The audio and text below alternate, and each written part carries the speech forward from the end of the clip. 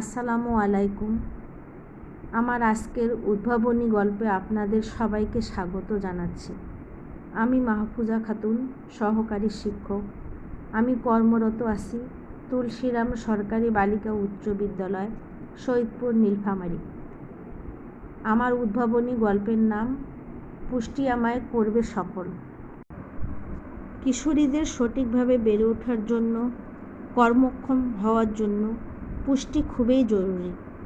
পুষ্টিহীনতায় ভুগছে এমন শিক্ষার্থীদের কাছে আমরা ভালো ফলাফল আশা করতে পারি না, কারণ অপুষ্টি শিক্ষার্থীদের উপর নেতিবাচক প্রভাব ফেলে। তাই স্বাস্থ্যবান, মেধাবী ও সৃজনশীল প্রজন্ম তৈরিতে কৈশোরকালীন পুষ্টির গুরুত্ব অনেক।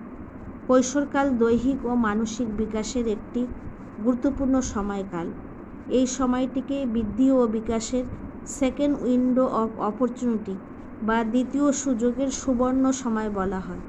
কৈশোরকালে দেহের দ্রুত বৃদ্ধি হয়, এই জন্য পুষ্টির প্রয়োজনীয়তাও বেড়ে যায়। এরকমই একটি পুষ্টি উপাদান হলো আয়রন ফলিক অ্যাসিড ট্যাবলেট, যা আমরা প্রতি সপ্তাহে একটি করে খাওয়াই। এই আয়রনের অভাবে রক্ত স্বল্পতা বা অ্যানিমিয়া হয়। মানুষের রক্তে লোহিত কণিকার মধ্যে হিমোগ্লোবিন থাকে, তাতে রয়েছে প্রচুর আয়রন।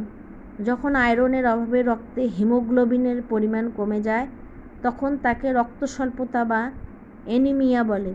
রক্ত স্বল্পতা হলে সারা শরীরে অক্সিজেন সরবরাহ কমে যায়, ফলে নানা ধরনের শারীরিক ও মানসিক সমস্যার সৃষ্টি হয়। লেখাপড়ায় মন বসে না, খেলাধুলায় আগ্রহ থাকে না, মাথা ব্যথা ও হার্টবিট বেড়ে যায়, খাওয়ার রুচি থাকে না, শ্বাসকষ্ট, খিটখিটে মেজাজ হয়, রোগ প্রতিরোধ ক্ষমতা কমে যায়, কাজকর্মে অনীহা হয়, অল্প পরিশ্রমে অধিক ক্লান্তির বোধ হওয়া, অতিরিক্ত রক্ত স্বল্পতা অকাল মৃত্যুর কারণ হতে পারে। তাই আমাদের আয়রন সমৃদ্ধ খাবারগুলো খেতে হবে।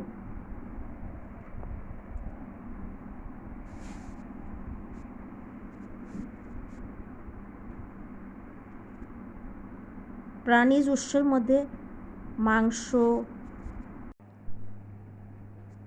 মুরগির মাংস, ছোট মাছ, বড় মাছ, শুটকি মাছ, ডিম,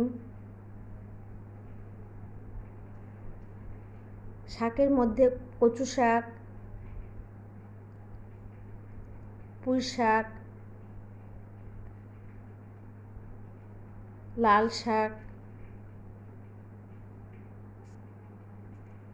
লাউ শাক, পাট শাক,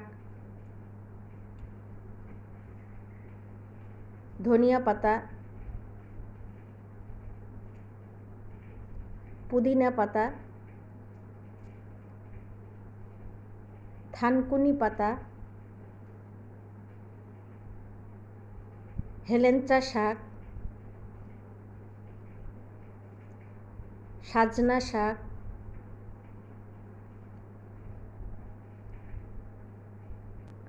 কলমি শাক, মূলা শাক।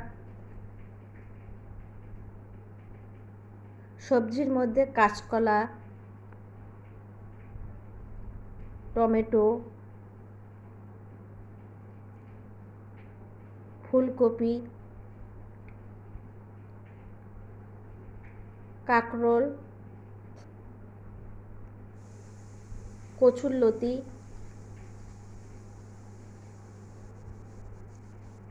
মটরশুঁটি,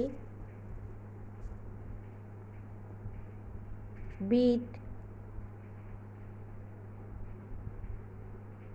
কলার মোচা, শিমের বিচি, মিষ্টি কুমড়ার বিচি, ব্রোকলি, ফলের মধ্যে ডালিম, আপেল, তরমুজ,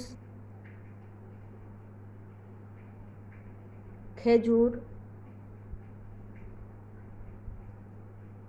পাকা তেঁতুল, পাকা পেঁপে, পাকা কলা, আনারস, তাল,